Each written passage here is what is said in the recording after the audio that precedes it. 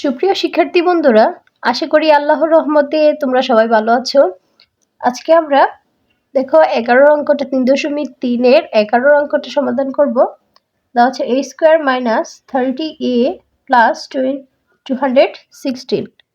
ঠিক আছে, এরকম থাকা মানে হচ্ছে মিডল টার্ম। এরকম থাকা মানে হচ্ছে কি মিডল টার্ম। মিডল টার্মের নিয়ম হচ্ছে এটাকে ভাঙাবা, দুইটা সংখ্যা দিয়ে ভাঙাবা, মানে গুণ করলে এই সংখ্যাটা আসে, আর এমন দুইটা সংখ্যা নিবা যেটা দিয়ে গুণ করলে এই দুটো সংখ্যা আসে, আর যোগ বা বিয়োগ করলে মাঝখানের সংখ্যাটা পাওয়া যায়। ঠিক আছে, তাহলে দেখো মিডল টার্মের নিয়ম, প্রথমটা এই চিহ্ন সহ ঠিক থাকবে, a স্কয়ার মাইনাস, আর এখানে হচ্ছে প্লাস 216 মানে 216। দেখো 216 রে যদি আমরা 18 আর 12 দিয়ে গুণ করি তাহলে আসে 216। ঠিক আছে, তাহলে দেখো 18 আগে বড় সংখ্যাটা লিখতে হয়, তাহলে 18a মাইনাসে মাইনাসে মাইনাসে প্লাসে মাইনাস। ঠিক আছে, এখানে গুণ করবা, চিহ্ন চিহ্ন দিয়ে গুণ করে যেটা পাবা সেটা মাঝখানে লিখবা। তাহলে 18 আর হচ্ছে 12 গুণ করলে আসে 216, আর হচ্ছে বিয়োগ, দুটোটাই হচ্ছে বিয়োগের মান, তাহলে যোগ করলে আসে -30। ঠিক আছে, এখন দেখো মিডল টার্মের এতটুকু কাজ শেষ হওয়ার পরে তোমার যে ছোট সংখ্যাটা, ছোট যে রাশিটা আছে সেটা কমন যায়। দেখো এখানে আছে দুইটা, এখানে আছে একটাই। ঠিক আছে, তাহলে ছোটটা কমন নিবা, তাহলে আমরা লিখতে পারি এ, শুধু কমন নিতে পারি, তাহলে আমাদের থাকে এ মাইনাস 18, এখানে দেখো মাইনাস, তাহলে আমরা 12 কমন নিতে পারি, 12 কমন নিতে পারি। দেখো মিডল টার্মের নিয়ম হচ্ছে এটাই হয় কিন্তু, তাহলে দেখো আমরা নিতে পারি এখান থেকে এ মাইনাসে প্লাসে হবে মাইনাস 12 আর 18 গুণ করলে আসে 216। ঠিক আছে, তাহলে এখানে হবে 18। দেখো এখানে এ মাইনাস 18 এ মাইনাস 18, তাহলে দুইটা থেকে একটা আমরা কমন নিব, এ মাইনাস 18, আর আনকমন থাকে এ মাইনাস 12, এ মাইনাস 12। এটাই হচ্ছে উত্তর। ঠিক আছে,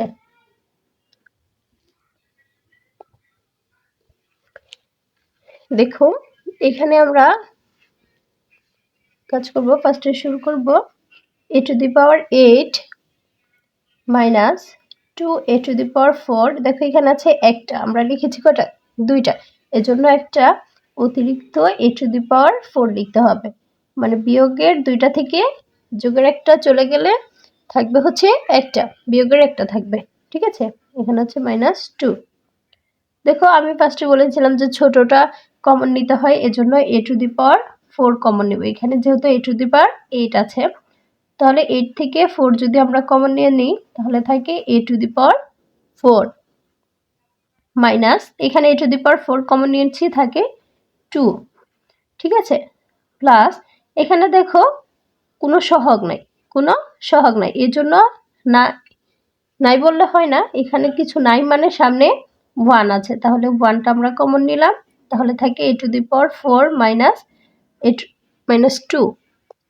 দেখো দুইটা থেকে একটা কমন নিলাম, 4 - 2, আর আনকমন থাকে a to the power 4 plus 1।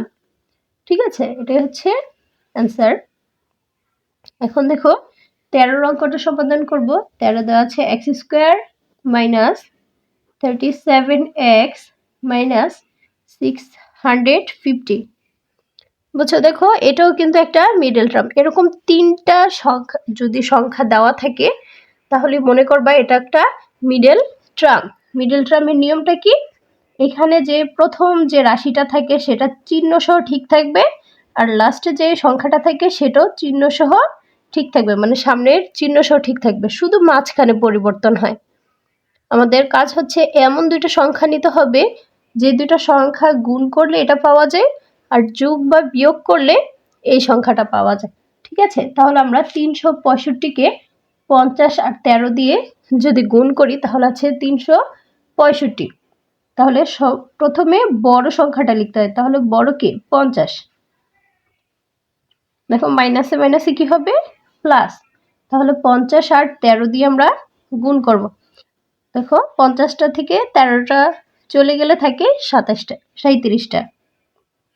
ঠিক আছে, এখন দেখো এখানে ছোট এক্সটা শুধু কমন নিব, 2টা থেকে একটা নিয়ে গেছি, থাকে এক্স মাইনাস এক্স কমন নিয়ে নিছি, থাকবে কি শুধু 50।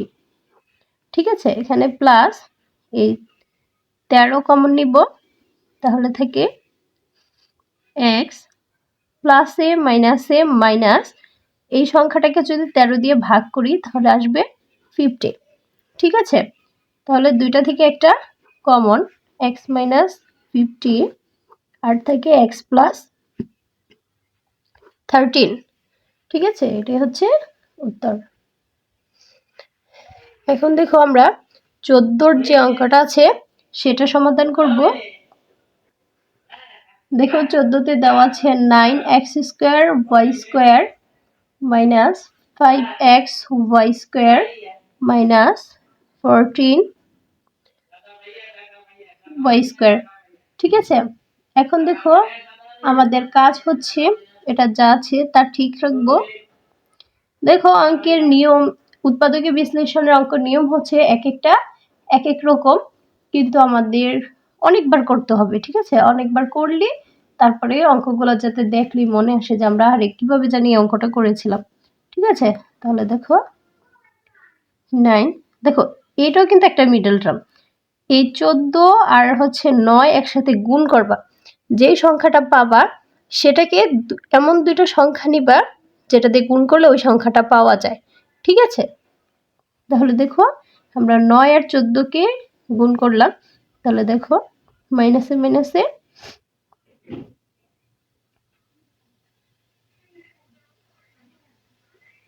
Minus 14x² minus 14y²। ঠিক আছে, দেখো এটা কিন্তু প্রথম কিন্তু বড় সংখ্যাটা হওয়ার কথা ছিল, তারপরে ছোটটা, কিন্তু একটু সাজিয়ে লেখার কারণে ওয়াইগুলো একসাথে লিখলাম আর এক্স এর মানগুলো একসাথে লিখলাম।